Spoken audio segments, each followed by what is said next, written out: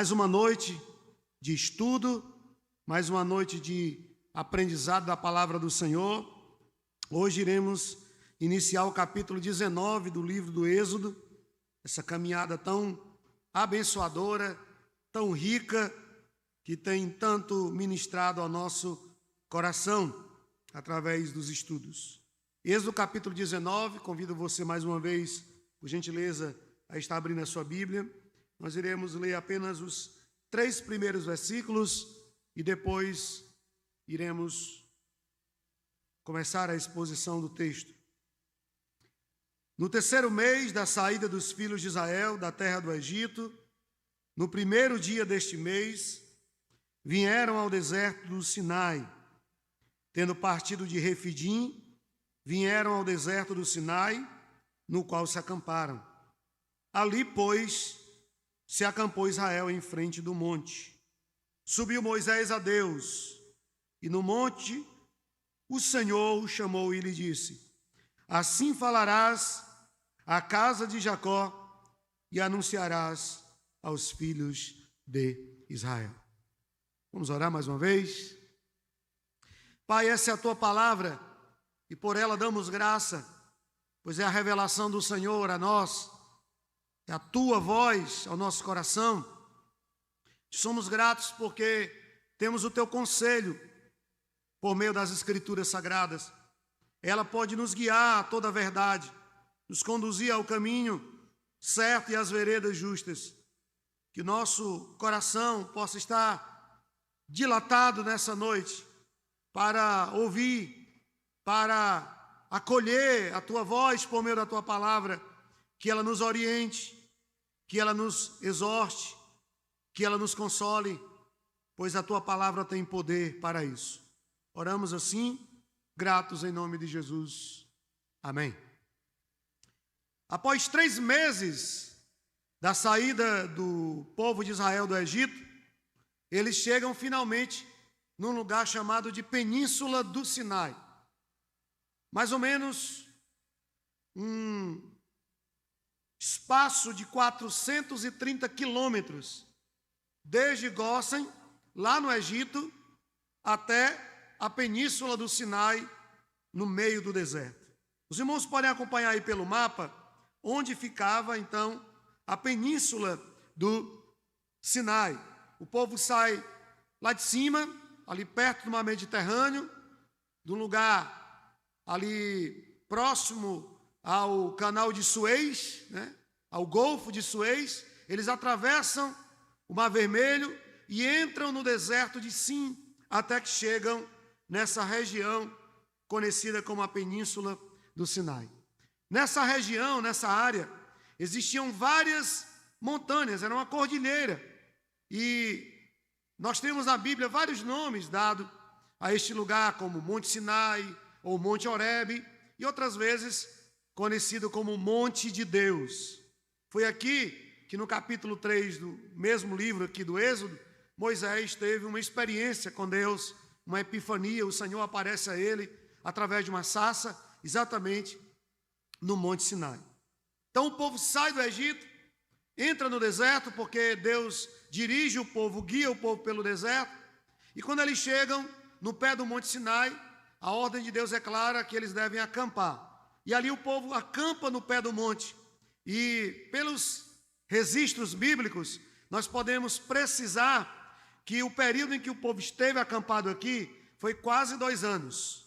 Eles ficaram mais de 1 ano e meio acampados aqui no pé do monte. E aqui, no pé do Monte Sinai, muitas coisas importantes acontecem. Deus entrega a lei ao povo, é o que nós iremos estudar no capítulo 20. Deus institui o sacerdócio e Deus ordena que seja construído o tabernáculo, o lugar que seria o centro da adoração do povo durante a peregrinação no deserto. E é interessante destacar que muitos fatos importantes ocorrem em montes na Bíblia. Os montes da Bíblia são marcantes na história do povo de Deus. Por exemplo, nós temos o acontecimento mais importante da história da humanidade. Ele aconteceu em um monte, no Monte Calvário, que ficava ali próximo a Jerusalém. Foi lá onde o nosso Salvador redimiu a nossa vida, dando a sua vida por nós, morrendo em nosso lugar. Um outro monte importante, também citado no Novo Testamento, é o Monte das Oliveiras. Por que esse monte é tão importante? Primeiro, porque foi nesse monte que Jesus pregou o seu maior e mais famoso sermão, o Sermão da Montanha. Ele prega, ele ensina as multidões aqui no Monte das Oliveiras. Mas também foi deste monte que o Senhor Jesus subiu aos céus, ele foi assunto aos céus. Atos capítulo 1 diz que ele estava com os discípulos no Monte das Oliveiras, quando de repente Jesus começa a se elevar às alturas e desaparece entre as nuvens. E os discípulos ficam olhando para cima, abismados com aquilo que estão vendo, e não percebem que 2 anjos estão ali em sua volta. E quando eles percebem os anjos então falam para eles: por que vocês estão tão admirados ao verem isso? Ou seja, o Senhor não falou que isso iria acontecer? Está acontecendo exatamente o que ele disse que aconteceria. Ele subiria ao 3º dia, seria assunto aos céus, né? Ele seria glorificado. Então os discípulos ficam ali diante dos anjos, maravilhados, e os anjos fazem uma promessa: do mesmo modo que o vistes subir, o vereis outra vez descer para estar convosco. E esse monte do capítulo 19 de Êxodo é um outro monte muito expressivo. Não o monte em si, mas o que acontece nele. Porque aqui, pela primeira vez, Deus se revela apoteoticamente ao seu povo.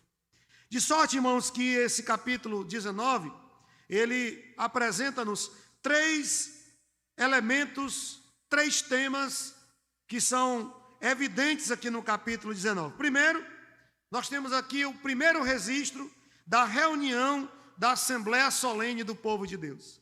Essa é a primeira vez em que o povo de Deus se reúne diante do Senhor como um povo, como uma nação, como o povo escolhido de Deus. Segundo, Deus manifesta a sua glória ao seu povo de forma ímpar. Se bem que esse povo já tinha presenciado manifestações gloriosas à presença de Deus, os acontecimentos ali no Egito, as pragas, Deus abre o mar vermelho, Deus faz chover maná do céu, Deus manda carne. Tudo isso certamente é a manifestação da glória de Deus, da presença do Senhor, mas nenhuma delas se equipara a essa manifestação aqui da glória de Deus. O monte começa a tremer, trovões são ouvidos, fogo e fumaça. O povo cai com o rosto em terra, diante da presença de Deus, cheios de temor e tremor diante da glória do Senhor. Um outro elemento marcante, e que fica evidente aqui no capítulo 19, é que o texto claramente se propõe a mostrar qual deve ser a nossa atitude ante a glória de Deus. Como nós devemos nos portar ante a glória do Senhor. Nós temos aqui o modelo divino para o culto que agrada a Deus. Pois se Deus está presente no culto que é prestado a Ele, se Ele manifesta a sua presença no culto, como nós devemos prestar o culto ao Senhor? Como nós devemos nos portar diante do Senhor nosso Deus? Então esses são os 3 temas principais que dominam toda a narrativa aqui do capítulo 19. Dito isto, eu gostaria de entrar com você propriamente no texto, a partir do versículo 4, e eu quero apresentar alguns aspectos do encontro com Deus. E o primeiro deles é que o encontro com Deus nos faz lembrar da sua fidelidade. Esse é o primeiro aspecto relevante aqui nessa experiência que o povo viveu. Deus lembra ao povo a sua fidelidade. Versículo 4, acompanha comigo por gentileza. Deus diz ao povo: tendes visto o que fiz aos egípcios, como vos levei sobre asas de águia e vos cheguei a mim. Quero chamar a sua atenção para 3 fatos que são lembrados aqui por Deus ao povo, que deveriam conduzir o povo à gratidão. Deus traz à memória do povo 3 acontecimentos, 3 eventos que ele realizou em favor do povo, que deveria ativar a memória, a lembrança do povo, a fim de que eles tivessem um coração cheio de gratidão a Deus. E o primeiro é que Deus derrotou os egípcios. Nisso, no versículo 4 diz: tendes visto o que fiz aos egípcios. O que foi que Deus fez com os egípcios? Primeiro, Deus humilhou os deuses deles. Através das pragas derramadas, Deus estava desbancando os deuses do panteão egípcio, mostrando que só Ele é o Senhor, que só Ele é o Deus verdadeiro e o Deus todo-poderoso. Que os deuses adorados por aquele povo eram deuses falsos, que só existe um Deus verdadeiro, e o Deus dos deuses é o Deus de Israel, é o Deus todo-poderoso. Deus também mostra o seu poder aos egípcios quando ele abre o mar vermelho para o povo passar a pé enxuto, para o povo de Israel atravessar, e quando os egípcios se aventuram em perseguir o povo e entram naquele caminho ali, cercado de um lado e de outro por muros de água, o Senhor fecha então aquela estrada, e todo o exército de Faraó é consumido pelas águas do Mar Vermelho, e desta maneira Deus manifesta a sua glória, não somente aos egípcios, mas ao próprio povo, porque depois desse grande acontecimento, a reação do povo é adorar, engrandecer e reconhecer que o Senhor é Deus Todo-Poderoso. Então esse é o primeiro fato que Deus lembra ao povo, para que eles agradeçam por tudo. Deus derrotou os seus inimigos. O segundo fato registrado aqui no versículo 4 é que Deus guardou o seu povo.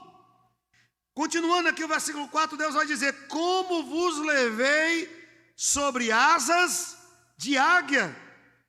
A águia é a figura que ilustra aqui nesse texto o cuidado de Deus pelo seu povo. Quando Moisés, no final dessa trajetória de 40 anos, já na entrada da terra prometida, ele faz alguns discursos, relembrando ao povo tudo o que o Senhor realizou por eles durante 40 anos no deserto.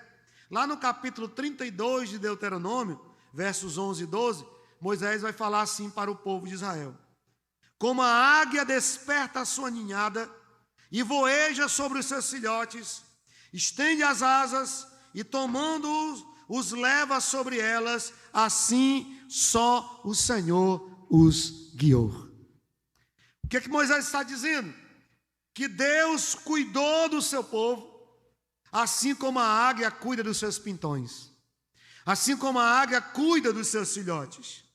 E esse cuidado de Deus, ele se reflete em 3 atitudes que a águia tem para com os seus filhotes, que Deus tem para conosco, o seu povo. Primeiro, a águia protege os seus filhotes.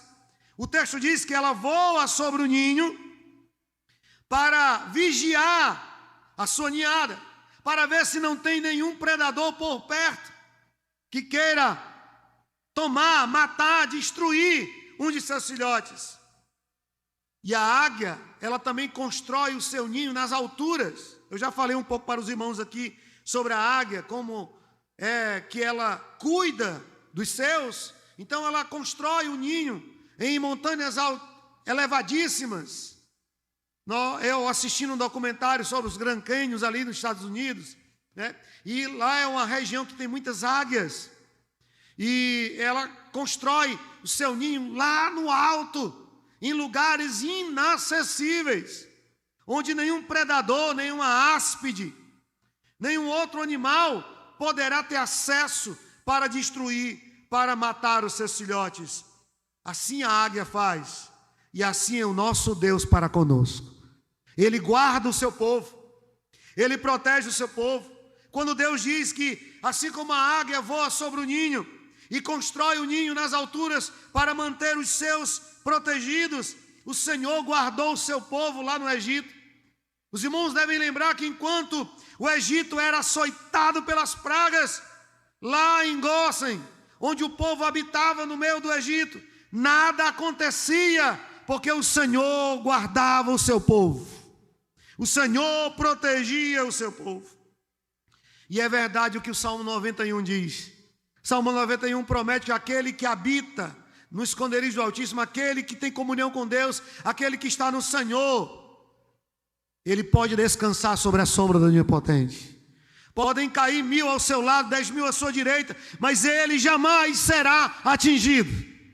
E quando o mal bate à nossa porta, não tenha dúvida, se Deus permitiu, é porque há um propósito maior, que talvez não entendamos, mas no final, Deus será glorificado, Deus será exaltado.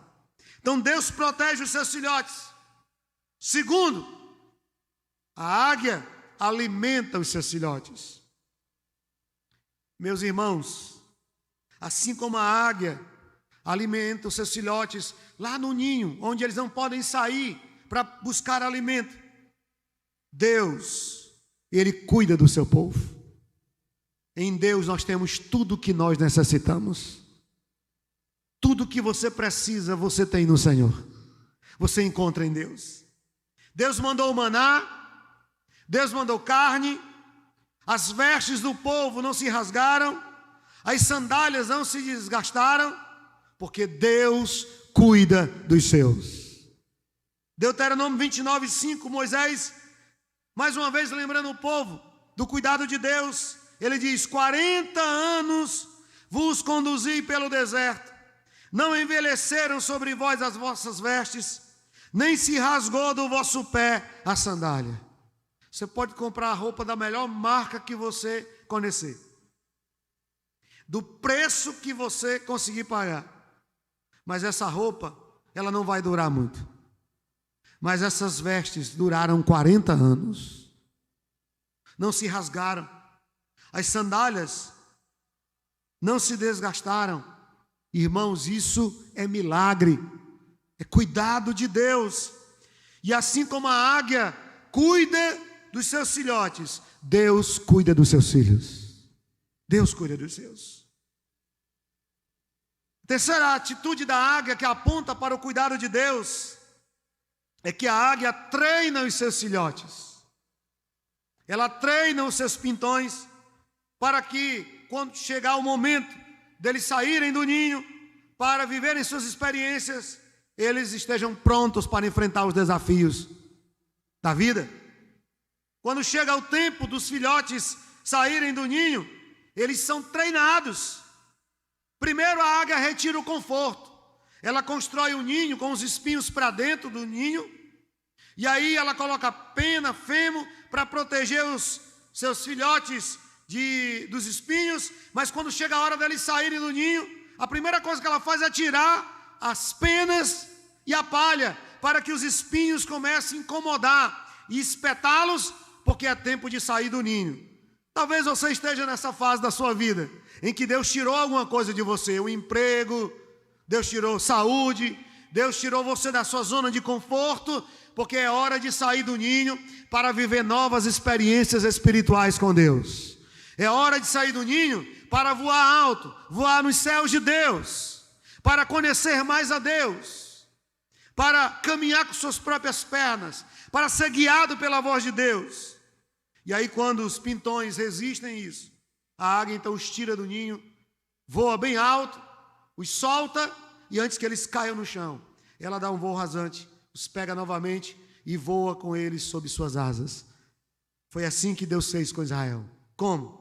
Deus não deixou o povo ir pela rota dos filisteus, porque era o caminho mais fácil. Deus quis que o povo fosse pelo deserto, porque o deserto era a escola de Deus para o seu povo. Era o treinamento de Deus. Lá no deserto, Deus treinou o caráter do povo.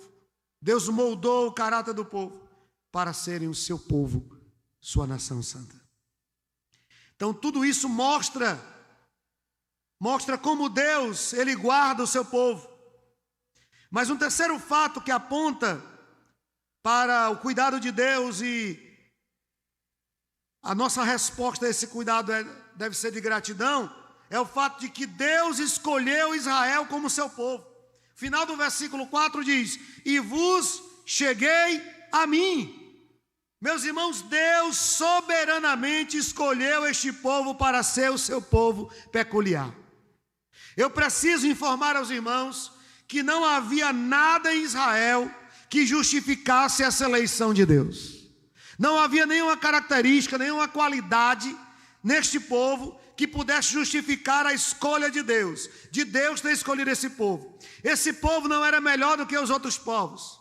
Abraão não era uma pessoa exemplar, uma pessoa acima do bem e do mal. Tudo nos leva a crer que Abraão era um idólatra, como todos os homens dali da sua cidade em Ur dos Caldeus. Deus escolheu Abraão em graça soberanamente para dele fazer o seu povo e dele o nome do Senhor ser glorificado.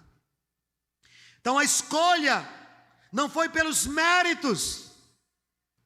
Israel não foi escolhido como povo de Deus porque merecia, porque fez por onde ser eleito e escolhido. Não, a escolha foi soberana e foi em graça. E eu não estou inventando, eu estou apenas recitando o que a própria palavra de Deus diz. Deuteronômio capítulo 7, versos 7 e 8 diz: não vos teve o Senhor afeição, nem vos escolheu porque fosseis mais numerosos do que qualquer povo, pois éreis o menor de todos os povos, mas porque o Senhor vos amava, e para guardar o juramento que fizera a vossos pais, o Senhor vos tirou com mão poderosa e vos resgatou da casa da servidão, do poder de Faraó, rei do Egito.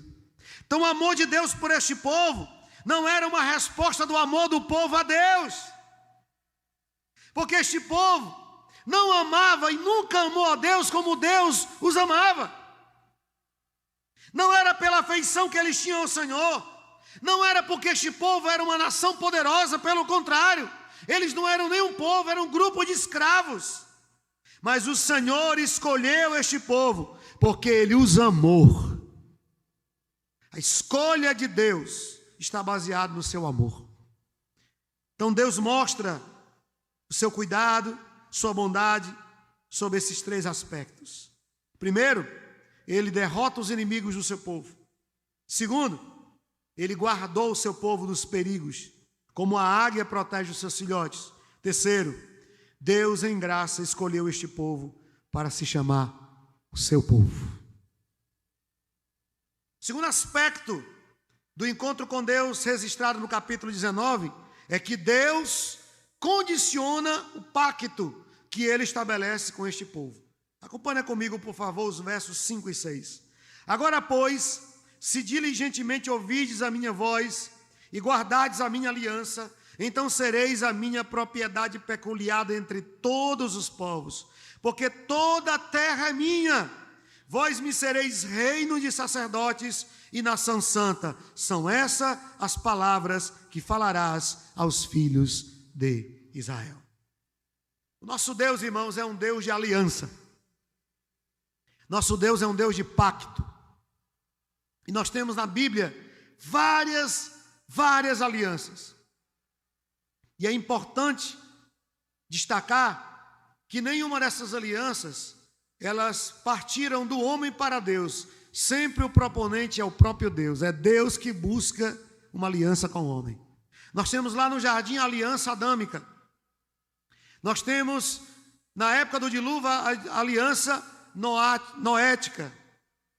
Nós temos, no período de Abraão, a aliança abraâmica. Nós temos aqui, com Moisés, a aliança mosaica. Deus entrega a lei, estabelece com a entrega da lei a aliança com este povo. Mais à frente teremos a aliança palestiniana, quando o povo entra na terra prometida. Depois temos a aliança davídica. Mas hoje estamos vivendo na maior, mais sublime de todas as alianças, que é a nova aliança que foi estabelecida através do sacrifício de Jesus Cristo, lá na cruz do Calvário. Mas voltando aqui para a aliança mosaica, esta aliança que foi firmada aqui no Sinai, Assim como todo pacto, esta aliança, ela era constituída de duas partes. Primeiro, os deveres. Segundo, os direitos. Você não precisa ser um bacharel em direito para saber que todo acordo, que todo contrato, ele é constituído de direito e deveres. São cláusulas que regulamentam um acordo, um negócio e assim por diante. Na Bíblia não é diferente. As alianças que nós encontramos na Bíblia, elas também têm esses elementos. Tem a parte dos deveres, dos juramentados, e tem a parte dos direitos daqueles que entram em aliança. Os deveres aqui são claros. O povo deveria ouvir com muita atenção o que Deus estava falando, e o povo tinha o dever de obedecer à lei de Deus. Eles deveriam ouvir, ou seja, acatar, absorver aquilo que Deus fala, e eles deveriam obedecer à lei de Deus. E quando nós falamos de lei de Deus, certamente quando chegarmos no capítulo 20, nós iremos de forma mais detalhada falar dos 10 mandamentos, falar da lei do Senhor, falar dos tipos de lei que existiam no Antigo Testamento e qual lei ainda está em vigor hoje, porque a graça não anula a lei. Mas que lei a graça não anula? Que lei ainda está em vigência hoje? Nós iremos entender isso quando chegarmos no capítulo 20. Mas aqui, em caráter de spoiler, o que nós precisamos entender sobre a lei de Deus? Até mesmo antes de entrar no capítulo 20. Devemos entender algumas considerações sobre a lei de Deus. Primeiro, a lei não pode salvar o homem. Essa é a primeira consideração importante sobre a lei. A lei é incapaz de salvar o homem. Paulo vai dizer isso em Gálatas capítulo 2, verso 16 e verso 21. Ele diz assim, sabendo, contudo, que o homem não é justificado por obras da lei, e sim mediante a fé em Cristo Jesus. Também temos crido em Cristo Jesus, para que fôssemos justificados pela fé em Cristo e não por obras da lei, pois por obras da lei ninguém será justificado. No verso 21, Paulo continua falando sobre a ineficácia da lei no que diz respeito à salvação do homem, e ele afirma: não anulo a graça de Deus, pois se a justiça é mediante a lei, segue-se que morreu Cristo em vão. Fica evidente, irmãos, que a lei não foi instituída por Deus com o objetivo de salvar o homem, pois a lei é incapaz de salvar o homem. Primeiro, porque o homem não pode cumprir toda a lei. Nenhum homem, com exceção de Cristo, foi capaz de cumprir toda a lei. Então o homem não pode ser salvo pela lei porque ele é incapaz de cumpri-la. E a Bíblia diz que se o homem transgredir um mandamento da lei, ele será julgado por toda a lei. Segundo, a lei não foi criada para salvar o homem. Então, por essas razões, podemos afirmar categoricamente que a lei não pode salvar o homem. Segunda consideração sobre a lei de Deus é que esta lei, ela não salva, mas ela pode condenar o homem. É isso que Paulo afirma em Romanos 3, 19 e 20. Ora, sabemos que tudo o que a lei diz, aos que vivem na lei, o diz para que se cale toda a boca e todo mundo seja culpável perante Deus, visto que ninguém será justificado diante dele por obras da lei, em razão de que pela lei vem o pleno conhecimento do pecado. Perceba, os irmãos, o que Paulo declara aqui nesse texto. Ele diz que por causa da lei o mundo inteiro será culpável aos olhos de Deus. Ou seja, a lei mostra o pecado, a lei expõe o pecado, e por causa da lei o homem, ele é reconhecido como pecador. pois, como o texto diz, sem a lei não existiria o pecado. É a lei que aponta, é a lei que mostra, é a lei que denuncia, expondo o pecado do homem. E não existe falha na lei. A falha não está na lei, mas na natureza do homem que é pecaminosa. A lei de Deus, ela é boa. A palavra do Senhor declara isso, que a lei de Deus, ela é perfeita, ela é boa, ela é agradável. Todavia, o homem é incapaz de cumpri-la por causa da sua inclinação nata ao pecado. Em Romanos 7:21, Paulo diz: então, ao querer fazer o bem, encontro a lei de que o mal reside em mim. Fica isso muito evidente, de que a lei, ela aponta para o pecado, e desta forma, o homem é condenado por causa do seu próprio pecado. E a falha, evidentemente, não está na lei, mas no próprio homem, na sua natureza pecaminosa. Uma terceira consideração sobre a lei de Deus aponta para o seu triplo propósito. Quando Deus instituiu a lei para o povo de Israel e, consequentemente, para nós, o Israel espiritual, que ainda devemos guardar a lei de Deus no que diz respeito aos seus 10 mandamentos, ou seja, a lei moral, nós temos um triplo propósito divino. Primeiro, ao criar a lei, Deus objetivava revelar a sua perfeita santidade. A lei mostra que Deus é um ser distinto de toda a criação.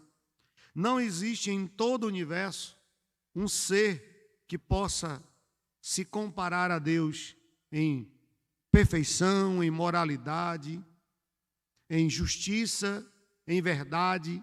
E a lei, ela mostra isso.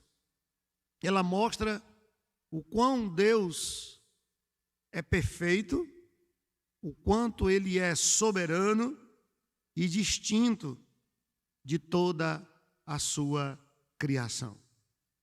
O segundo propósito da lei é demonstrar o estado pecaminoso do homem. Em Romanos 7:7, Paulo diz: que diremos, pois? É a lei pecado? De modo nenhum. Mas eu não teria conhecido o pecado, senão por intermédio da lei. Pois não teria conhecido a cobiça, se a lei não dissera, não cobiçarás. Então, ao mesmo tempo que a lei aponta para a justiça de Deus, para um Deus distinto de toda a sua criação, para um Deus soberano, único, singular em todo o universo, a lei mostra o nosso estado de queda, a nossa total incapacidade de obedecer a Deus, movidos pela nossa própria natureza, pela natureza carnal. A nossa natureza, como Paulo diz, está rendida ao pecado, está inclinada ao pecado. E a lei, ela mostra esse estado, ela expõe o status quo do homem, de pecador, caído e destituído da glória de Deus. Mas, paralelamente a este propósito, nós temos um terceiro, que é mostrar a necessidade de um Salvador. Enquanto a lei revela o caráter perfeito de Deus, demonstra o estado pecaminoso do homem, a lei mostra a necessidade de um Salvador. Gálatas capítulo 3, versos de 24 a 26, Paulo diz: de maneira que a lei nos serviu de aio para nos conduzir a Cristo, a fim de que fôssemos justificados por fé.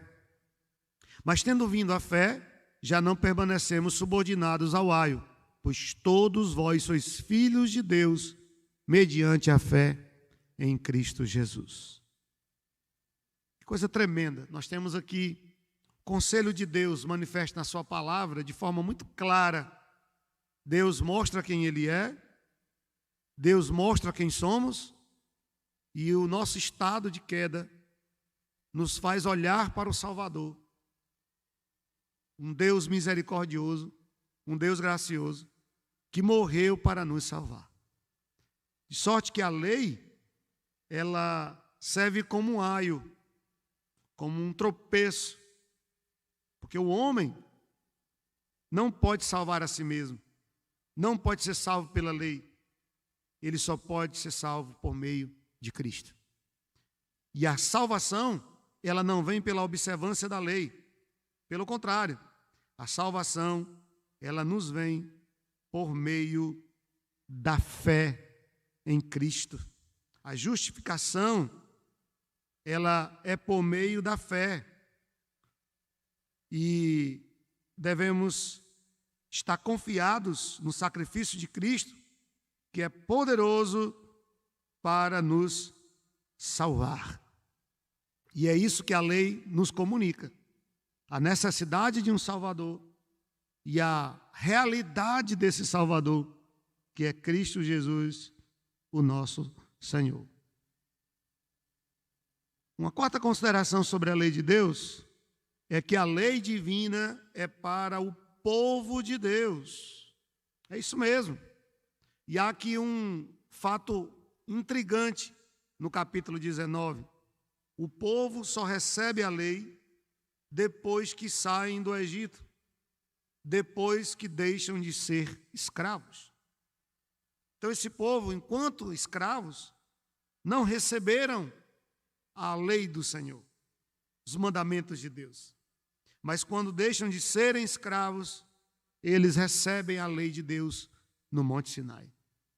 Isso mostra que os mandamentos de Deus não são para o mundo, para o homem ímpio, para aquele que vive na impiedade, no pecado. Os mandamentos de Deus foram instituídos para regulamentar a vida, o proceder, a conduta do povo de Deus. Em 1 João 5,3, o apóstolo diz: porque este é o amor de Deus, que guardemos os seus mandamentos. Ora, os seus mandamentos não são penosos. Meus irmãos, para um cristão genuíno, a obediência é prazerosa, ela não é um fardo pesado, ela não é algo sacrificoso. Para um verdadeiro discípulo de Cristo, os mandamentos de Deus representam alegria, obedecê-los nos dá prazer. Quando nós transgredimos esses mandamentos, o Espírito de Deus que habita em nós, ele se entristece. E nós nos sentimos mal por ter feito algo que desagrada a Deus. Algo que vai de encontro à santidade de Deus. E esse é um bom sinal de que o Espírito de Deus está em nós, que fomos selados por esse Espírito. E quando obedecemos, nós ficamos felizes, nós ficamos alegres. Isso mostra que, como o apóstolo João declara aqui, os mandamentos de Deus não são penosos. Para o cristão, é uma alegria obedecer. Há prazer na obediência. Diferentemente da forma como o mundo encara os mandamentos de Deus. O mundo, além de não se submeter, eles tentam vilipendiar, tentam pisotear esses princípios, esses mandamentos divinos. Esses mandamentos, diga-se de passagem, que é o fundamento basilar da nossa fé, da nossa vida, da nossa conduta cristã. Então, este é o primeiro termo do pacto, os deveres. Todo cristão aliançado com Deus, ele tem que assumir um compromisso. E esse compromisso diz respeito a ouvir a voz de Deus e obedecer os seus mandamentos. Essa é a parte que cabe a nós, como discípulos de Cristo, como servos de Deus, em considerarmos o nosso compromisso de obediência e de submissão à lei de Deus e à vontade do Senhor. O outro termo desse pacto diz respeito aos direitos, que eu prefiro chamar de bênçãos prometidas. Até porque nós não temos direitos. Deus não é obrigado a nos abençoar. A vida que vivemos não é resultado do nosso mérito para com Deus. Mas apesar do nosso demérito, Deus tem manifestado sua graça bendita sobre nós. Então, obedecer os mandamentos, guardar os mandamentos de Deus, traz a nós, redunda a nós em bênçãos. Bênçãos essas que estão aqui prometidas no texto, levando em consideração que somos o Israel espiritual de Deus. Então, essas bênçãos que estão aqui contidas no capítulo 19, elas se estendem à igreja, a nós. E que bênçãos são essas? São três, na verdade. Primeiro, nós seremos o povo especial de Deus. Isso significa que Deus nos tratará de forma diferenciada, que a nossa comunhão com Deus será uma comunhão especial, distinta da comunhão de Deus com as demais criaturas. Porque nós somos e seremos o povo peculiar de Deus.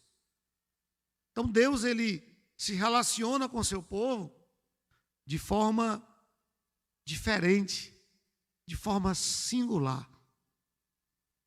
Aqueles que conhecem a Cristo sabem que a comunhão com Deus, ela é diferenciada. E não é porque nós somos dignitários, não.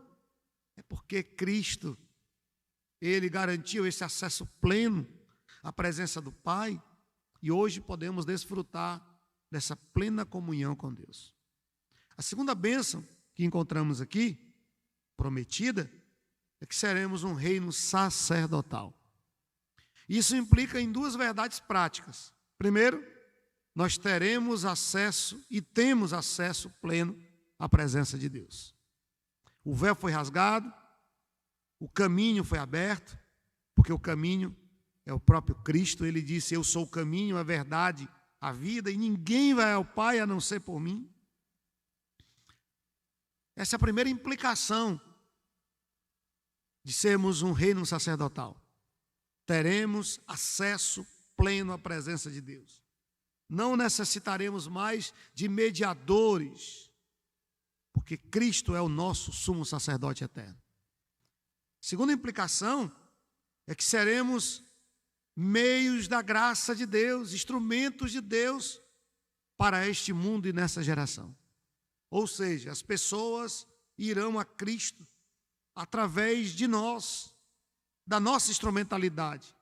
Deus em nós, Cristo em nós. Por isso Jesus, no Sermão do Monte, diz que nós somos o sal da terra e somos a luz do mundo. Porque através de nós, o mundo reconhecerá Cristo como o Senhor. Pelo nosso testemunho, pela nossa conduta, pelo nosso proceder, as pessoas verão Cristo em nós. É nisso que consiste esta bênção prometida de sermos um reino sacerdotal. A outra bênção é que seremos uma nação santa, ou seja, um povo separado. A ideia aqui é de consagrar, cortar.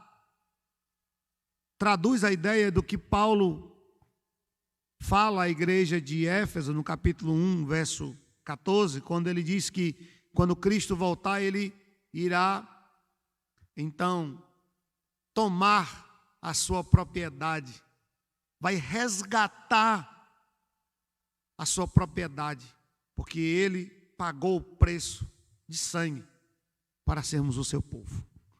E nós, como povo santo, nação santa, povo de Deus, não podemos nos conformar com o mundo, nos amoldarmos ao mundo, customizar nossa vida no estilo e padrão do mundo, porque somos a nação santa, o povo separado para Deus, para a glória de Deus, a sua propriedade particular e exclusiva. Então agora dá para entender melhor, queridos, as palavras de Paulo, por exemplo, quando escreve a Tito, lá no capítulo 2, verso 14, ele diz: o qual a si mesmo se deu por nós, a fim de remir-nos de toda iniquidade e purificar para si mesmo um povo exclusivamente seu, zeloso de boas obras. Em outras palavras, os filhos de Deus hoje são a sua possessão particular. É isso que Paulo está declarando. E Pedro, repercutindo essas bênçãos prometidas aqui no capítulo 19 de Êxodo, na primeira carta, no capítulo 2, verso 9, ele diz: vós, porém, sois raça eleita, sacerdócio real, nação santa, povo de propriedade exclusiva de Deus, a fim de proclamardes as virtudes daquele que vos chamou das trevas para a sua maravilhosa luz. Perceba, os irmãos, que Pedro está aqui fazendo um paralelo entre quem fomos sem Cristo, o que Deus opera em nós por meio da obra de Cristo, e agora o que somos em Cristo. Quem éramos sem Cristo? Éramos pecadores perdidos, vivíamos para satisfazer os nossos desejos e inclinações da nossa natureza pecaminosa. Deus operou em nós, por meio da obra de Cristo, a santificação. E agora somos a raça eleita, povo escolhido de Deus. Não fomos nós que o escolhemos, foi Ele que nos escolheu. Somos sacerdócio real, uma nação santa, um povo de propriedade exclusiva de Deus. E temos uma missão: proclamar as virtudes daquele que nos chamou das trevas para a sua maravilhosa luz. Esse é o nosso chamado: testemunhar de Cristo com a nossa vida, proclamar o Evangelho de forma vívida por meio da nossa conduta e do nosso testemunho. Então, queridos, esses são dois aspectos do encontro com Deus, desse encontro do povo de Israel com Deus. Primeiro, Deus lembra o povo da sua fidelidade. Segundo, Deus condiciona esse pacto, esta aliança. Se queremos ser servos dele, devemos considerar a sua palavra. E eu lembro-me aqui das palavras de Jesus, que também condiciona o discipulado cristão. Em Lucas 9, 23, ele diz: se alguém quer ser meu discípulo, se alguém quer me seguir, esse deve negar a si mesmo, dia a dia, tomar a sua cruz e me seguir. Essas são as condições para sermos discípulos de Cristo e servos de Deus. Que Deus possa aplicar em nosso coração a sua poderosa e bendita palavra.